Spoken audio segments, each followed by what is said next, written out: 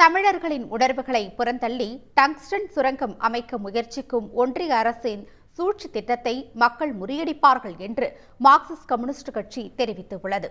Tungsten சுரங்கத்தை முழுமையாக கைவிட வேண்டும் என்று கோரிக்கை வலுத்துள்ள நிலையில் சுரங்க எல்லையை மறுவரையறை செய்ய ஒன்றிய அரசு பரிந்துரைத்துள்ளது.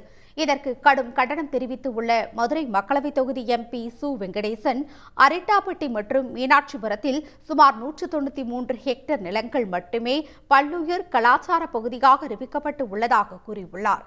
எனவே மீதமுள்ள 1800 ஹெக்டேர் பரப்பளவில் டங்ஸ்டன் சுரங்கத்தை அமைக்க ஒன்றிய அரசு திட்டமிட்டு உள்ளதாக சு. வெங்கடேசன் சுட்டிக்காட்டியுள்ளார்.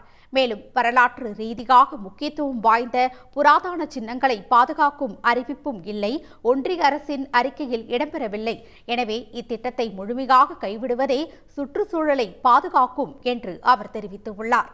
அரிட்டாப்பட்டி டங்ஸ்டன் சுரங்கத்தை மொத்தமாக கைவிட வேண்டும் என்பதுதான் தமிழ்நாடு சட்டமன்றம் ஒருமனதாக நிறைவேற்றிய தீர்மானம்.